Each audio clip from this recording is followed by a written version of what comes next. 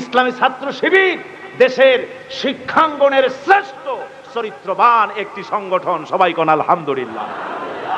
পত্র পত্রিকাগুলি অনাবরত লেখে যে শিবির রক কাটে। আমি লন্ডনে গেছি, তো একজন আমার কথায় কথায় শিবিরের কথা উঠছে, কয় যে হুজুর শিবিরের কথা কবেন না। বলে কেন? কয় যা খালি রক কাটে। বলে আশ্চর্য কথা, শিবিরের খায়ে খায়ে কাম নাই, খালি রক কাটে তারা, আপনি পাইলেন কিসে? কয় যে পত্রিকায় পাইছি। আমি তখন বললাম, দেখেন কোরআন শরীফের সূরা হুজুরাত 26 পারা, কোরআন শরীফ আল্লাহ পাক বলেছেন ফাসেক কর্তৃক পরিবেশিত খবরকে যাচাই না করে বিশ্বাস করো না।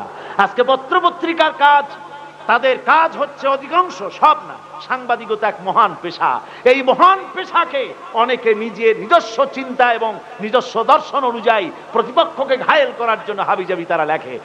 ইসলামী ছাত্র শিবির রক কাটে না, গলা কাটে না, মিথ্যে কথা শিবিরের বিরুদ্ধে বলা হচ্ছে।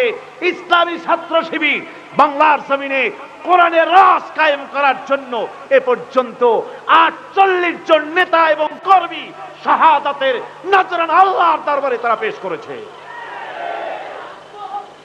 সুতরাং এই শহীদি কাফেলা ইসলামী ছাত্র শিবিরকে আমরা আমাদের অন্তরের অন্তঃস্থল থেকে মুবারকবাদ জানাই। আল্লাহ তাদেরকে কবুল করুন, জোরে বলেন আমিন।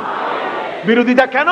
যাতে করে নতুন প্রজন্ম ছাত্র শিবিরের মতো চরিত্রবান সংগঠনে সামিল না হতে পারে, সেই জন্য তাদেরকে ভয় দেখানো হচ্ছে। ওখানে গেলে তারা রক কেটে দেবে, তারা গলা কেটে দেবে, এই কথা বলে শিবির থেকে তারা মাহরুম করতেছে।